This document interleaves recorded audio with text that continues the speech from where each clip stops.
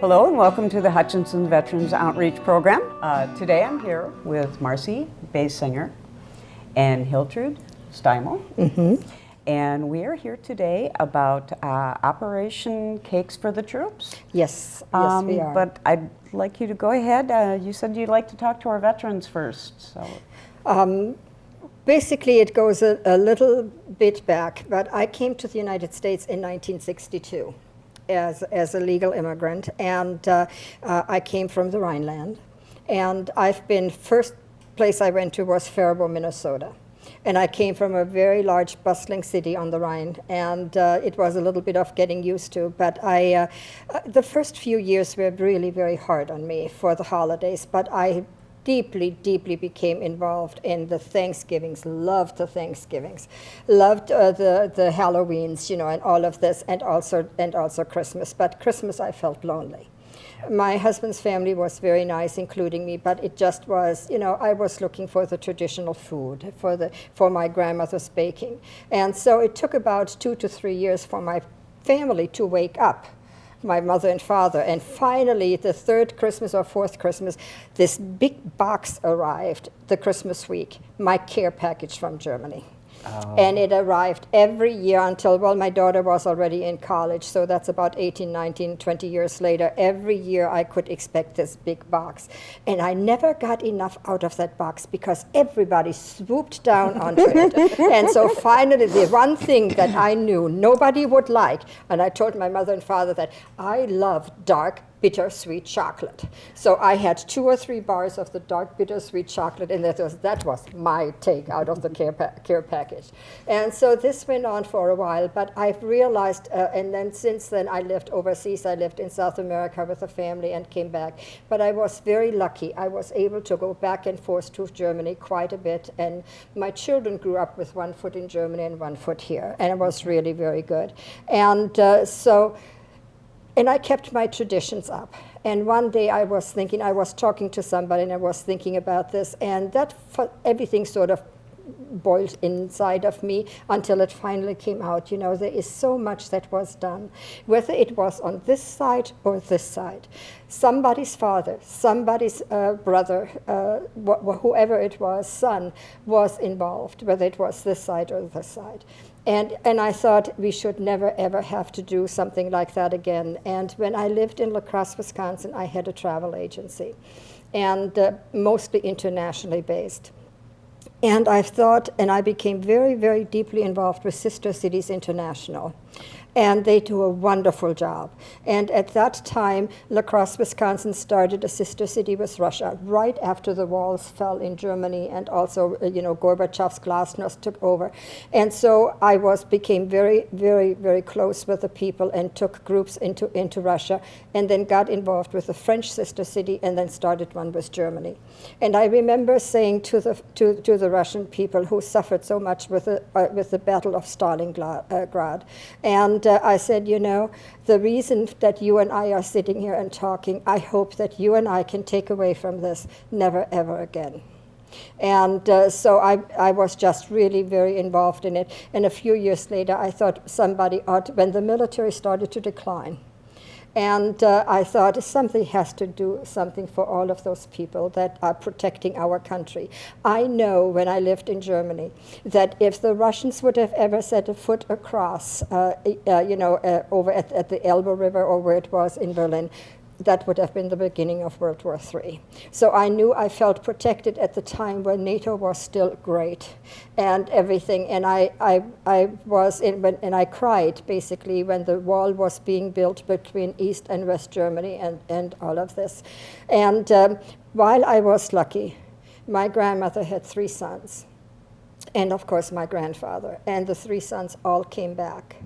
However, my mother lost her husband, and at the time that I was born and first drew breath, his body was on the bottom of a submarine U-boat 365 in the front of Norway. in the North Sea. So I never saw him. I don't know what my life would have been like if he had been in my life. And so it was just a really difficult thing. And that every once in a while when you get older, they say you get wiser. And in some things you think about a lot.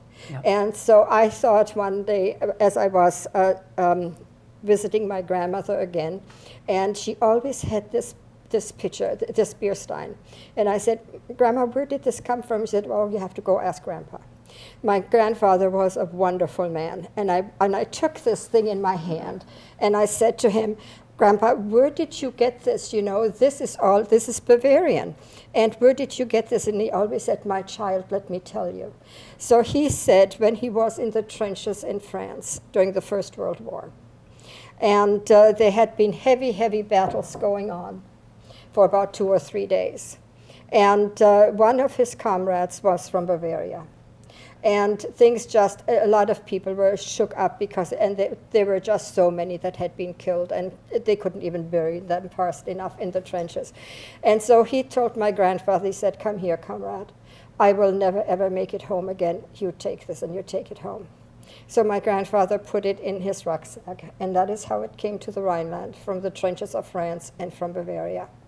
And I thought many times about this, how many brothers, as I said, husbands, fathers, uncles, did not make it home. Yep. And like I said, the loss of my father. But the thing is, we should all work and try that this will never, ever happen again, because the next wars are not going to be that easy. No, they're not. And we know what happened with Nagasaki and all of this, Hiroshima and Nagasaki. We know what happened, and that would be very. So this kind of thing remembers. I remember that, and I want to thank all of the veterans that have given, their time and their talent and worked very hard to protect this country, and also remember those who never ever made it back. And I think it's a wonderful day to have Veterans Day every year. And I'm so glad, Lisa, that you asked me to come. I'm so glad that you decided to come. Yeah, it's been nice. So let me tell you why I did this. This is called in German a Gugelhupf. My grandmother baked this all the time, and she was married in 1917. And she said, well, it was my mother's recipe, so it came from my great-grandmother. And I sat there as a child and watched her bake, and then it went from her to my mother, and then when I was married, I brought it to the United States, and my children were raised on, knew that I was baking. And my daughter, when she was little, she would sit and watch, and then when she was bigger, she would point to it, and she said, my cake, my cake. So on my website, it is called My Daughter's Favorite Cake. And it is just a wonderful cake full of good things, sweet cream butter and eggs, and then these wonderful luscious raisins. We bake them at the Rush City Bakery, and they are prepared to do that. I was able to go up and work with the baker, and they will be baked and they will be frozen. Then they will be shrink wrapped in a box, and that frozen box is going to be packed. And it's going to be 4 on the bottom and 4 on the top. And then we will have an APO address here or an FPO address, and everything, our date to ship is December 11 or even the 12th. So, I have seen pictures, and I've had emails from soldiers after they got when I did it the first time, yeah. And they were just so pleased that they got this. So I'm very grateful to the American Legion in Chaska that when I went there in July and asked for a meeting with the commander, he thought, probably does this woman want to talk to me about? And I said to him, here, Christmas in July. Of course. Will you help to do the Christmas cakes for the troops? And of course, they were very, very involved with this. And I think, Marcy, you and your husband came, and you were one of the first that got a cake to tie, right? Yeah, yep. Yeah, they came one night when I was at the Legion. And I've baked many cakes. I've taken them around, but really nothing but wholesome goodness. The form is a little form that you can't just get anywhere quickly, but I told the baker when we did it the first time in 2007, that's the form to use. And it's a German form, and he couldn't find it, but finally he got it on the internet, and I now was able to get the rest, so we were able to get up to 100 of them again. In fact, the first time you brought the cakes for us, you cut them when we were there, I got one piece out of that whole cake. The others snitched it all, right? No, he ate the whole other half. He would not share that with me. Every time I went to get a piece, it was a little bit smaller, and then pretty soon it was a little bit smaller. I finally got another piece out of it, but he ate over half that cake. Well, I have to remember to get you one, Marcy. But we grew up. I mean, when my brother and sister were born, we had a lady that worked for us from Germany. And I know my dad would go, "Oh my God, it's cold in here." Because she would walk in the morning and turn off the heat. And we had radiator heat at that time. She would open every door, every window in the house for an hour. Yeah. And then, I mean, it got cold. When it got to be 40 below, it got cold. Yeah. And she would make us German meals. Yeah. And so I remember them. And then when my grandmother learned from my great-grandmother how to do some of it, well, she taught me how to do some of them too. So, but something like, no, I can't do that. Well, it's just something quick. I have two grandsons, my daughter's boys, and the oldest one is Jacob. And when I went down, I said, Jacob, after dinner, we're going to bake a cake. I had dinner at my daughter's house. So there he is, with his nose looking in it. How much is this? And finally looked up and he said to his mother, "You really have to learn to bake this." Oh, yeah. Now, one of these cakes will feed. I cut up, I always say 8, but it's usually 10 to 12. It just depends on how thick a slice you get. But you can 10 for sure, you can get out of it, or 10 to 12. And I know that the soldiers, the cake, the box may have one cake for a certain kind of a soldier with a name on, and then the rest can all be distributed to others. So and then they can just sit in a circle and and eat their cakes or whatever they want to do. And I heard they also come with a note. They come with a note. I decided in 2007, I sat and I wrote box after box of Christmas messages, Christmas cards. So this year I got a little smarter. I made it up, and it says, "Dear soldier, this is a sweet greeting from Minnesota. We are thinking of you and of your family. Thank you for what you're doing for our country. God bless you. Have a wonderful holiday." So that goes on every cake. And I've had people call me, "If I want to get a note to my nephew, can I do this?" I says, "Yes, this is my home address. If you get it to me by the 3rd of December, I can assure you that it goes on a cake in a box to the APO address where your nephew is." So if we have somebody out there right now who has somebody overseas and wants to go ahead and order one of these cakes, they can actually get a note to you or to Marcy. They can talk to Marcy. Or they can go on my website, and there is a landing page, and where they can specify on the bottom what the name is and the APO address, and then it's also a PayPal on the back. If they want to talk to me, there is my phone number directly on the website. They can call me, and I will call them back, and we can make arrangements. We can see, what it is that they want, and I've had, as a matter of fact, 2 or 3 calls from people. And the reason I chose this cake, Marcy and Lisa, is when I bake it for the family, I usually have it chock full of finely ground hazelnuts. But I cannot do nuts sending it to the soldiers in case somebody's allergic to it. So it's just the raisins, but it stays moist. It stays beautiful. And as a matter of fact, if you try one of these slices, I had it, of course, in wrapped up and all of this, but that was baked like last Thursday. Well, I know I've had the question asked from me, and they say, "Well, if you're shipping it over and it's frozen, isn't it dried out by the time it gets there?" No. And I said, "No.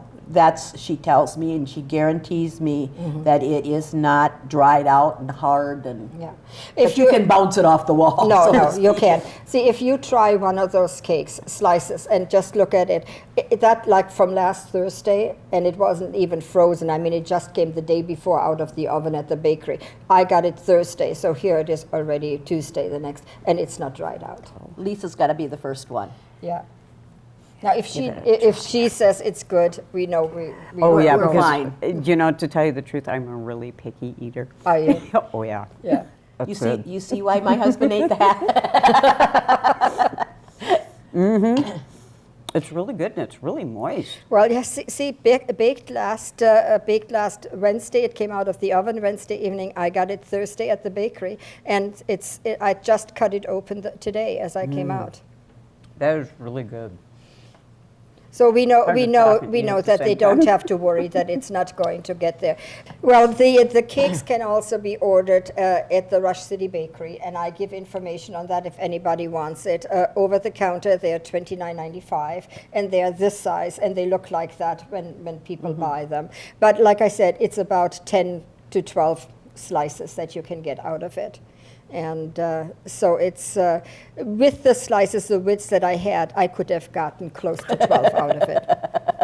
Aren't the raisins good? She could not resist. Yeah, yeah. I could see her eyeing at the pieces as she would. What's power of positive thinking? Come over to my napkin. So I would just like to tell the veterans they can, in all good conscience, order a cake. If they have any questions at all, to contact me, and I will definitely make sure that we can work anything out, if at all possible. And just I want to thank all of them, for what they did, and for the young ones and the women and the men that are today, holding our country together and protecting us. Yesterday, when I was doing the Veterans Day program at the Oaks and the Pines, I said, I want to thank all of the veterans, but I want to give the women a special thank you, because they're the ones that held the home front together while our men went off and fought for our freedom. Correct. And that, some of them really. Yeah. And it was. I mean, if it wouldn't be for us, the women, and the young ones, where would we be? Exactly. I remember beginning in 1947, there was as we went into springtime, there was a very, very bad drought in Germany. And people who had suffered, through the war years and afterwards, it was very hard. And I actually saw my grandmother cry, because she said, what can I do? There is just nothing is growing. Yeah. And I remember I was so little, and they gave me a small pail where I could go and bring water down from the brook, up, so my grandmother could have a little bit of water to irrigate a little bit. But it was just awfully hard. And I remember they told me that my first sentence was, the airplanes are coming, let's go to the bunker. So it's, but again, I did not suffer as much as some of the others did that lived in the cities and that did not really had not much of an escape. There is an American colonel, a brigadier general, Lewis C. Beebe. And he is known that he was teaching at the St. Bishop Whipple schools in Faribault. And after he came back from the Far East, and he went then over into Germany in 1947, 1948. And his wife, Dorothy McRae, was a wonderful lady, and she went with him.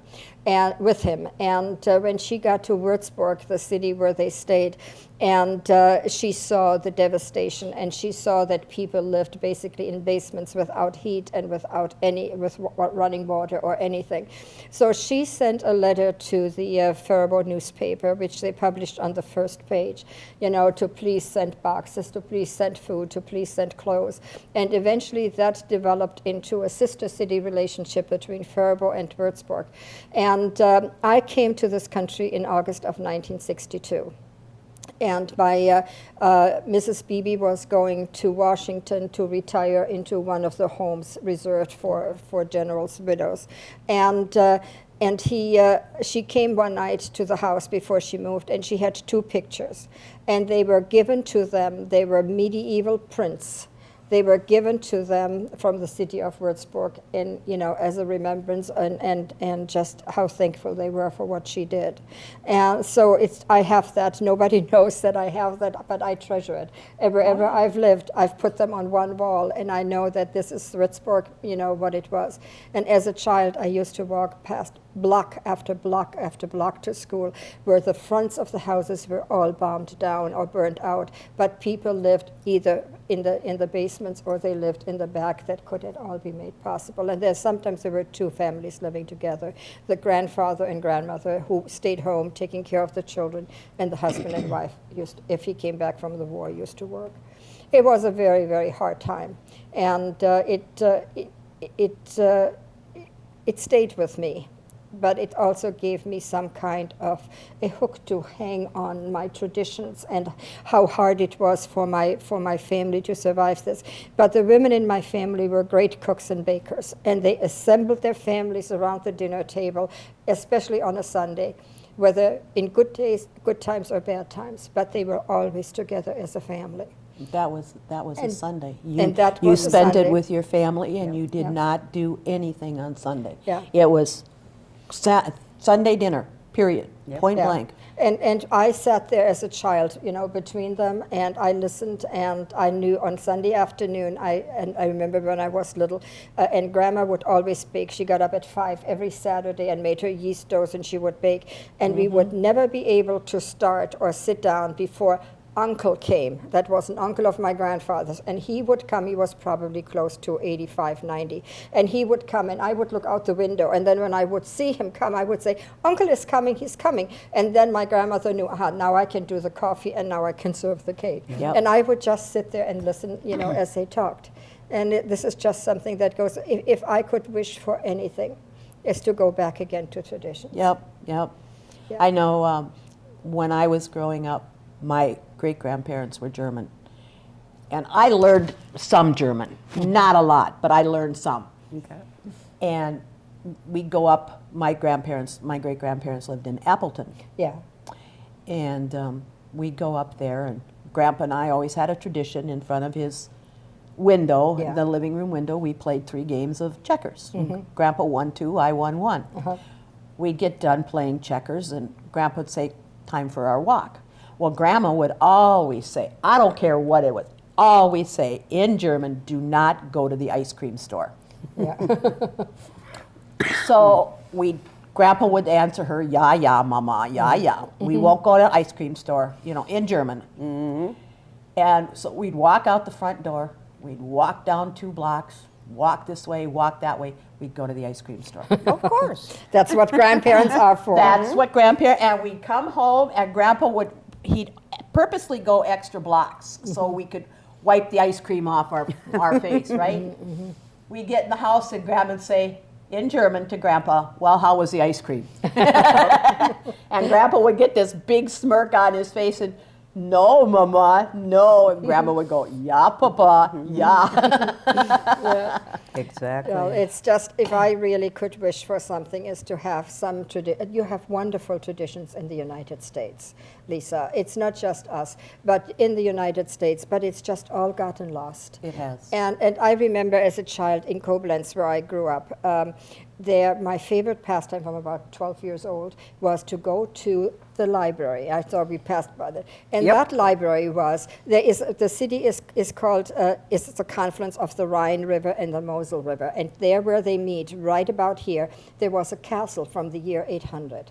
And I would love to sit there. It was a library, and I would love to sit there. And right in the windows where the archers used to kneel, with their Yeah. bows and all of this, or where they used to throw down the hot tar, depending whoever wanted to climb up the walls. It was just wonderful. Yeah. Just If wonderful. we could just bring back the old times and old memories, it would be nice. Yeah, it would be nice. But it'll never happen. Well, yeah, they're also starting some new ones. Yeah. And with this would be a great tradition for somebody to start, to actually get together with their family, to get together to order some of these cakes. Yeah. Well, that's And have them why sometime. that's why I got involved with Hiltrud. I asked her one question. If she remembers what that question was, What did you ask I me? asked you how it worked. How it worked. Yep, And I explained it, And yeah. she explained it to me, and I got involved. Yeah. I've got to quit asking questions. Yeah. Yes. So we are going to do it again next year. We're starting in about July. Okay. And it's going to be the same cake because it's a tried and true thing. But It's really good. isn't it? And so it is just something that, what do you say in the United States? If it ain't broke, don't fix it, right? Exactly. Yeah, exactly. so that is the second time that we're doing it, and we're discovering more and more, what we could do to make it a little bit easier. I had some trouble finding the right boxes that we had in 2007, but I finally figured it out, what it was. So now there are going to be 8, like I said, 4 on the bottom, and there is a divider, and then 4 on top, so we have a box of 8 that goes to one of the APO addresses. And everybody who's ever been a veteran knows what it's like to get a care package or see somebody else get a care package. Right. So to have somebody, hand you that is just a I tremendous... know for me, they say, well, is it like cookies? When you get the cookies, all you have is crumbs? I said, no. I said, not these. These are not breaking, and the boxes are not quite completely tight, but they get shrink wrapped, so it's even better, and nothing moves around in it. So they're all nice and sealed. Nice and sealed, yeah. Very nice, very nice. Okay, so let's go ahead and tell people how it is that they can get a hold of you, Marcy, or you, Hildred, and order these. Yeah. Well, if they want to call me, my cell phone is 952-649-2200. They can also go on my website. It is www.rhineland, RHINELAND, and that will take them to a page where it says up on the top it says Cakes for Troops. All they have to do is click on there. They get on a page that is an informative page, and then if they want to purchase or if they want to put a name in for any soldier that it should go to, and then there is a PayPal on the back. But they can always reach me, and I will, if I'm not getting back to them right away, I check my notes every night, and I will get back. Oh, yes, there's times when I barely get done saying something and she's back on the phone with me. Yeah. Now, then how would they get a hold of you? Best time to get a hold of me is after 3 o'clock in the afternoon generally. Okay. And through my cell phone, which is 320-583-6624. And I will be glad to take their name and any information they want. If I can't answer it, I will get a hold of Hildred and we will get the answer. Okay. And again, in closing, I would just like to say that we want to thank all of the veterans. What they did in the First World War and the Second World War. Again, as I said, whether you were on this side or this side, you were all somebody's brother, somebody's father, somebody's son, and we should not forget that.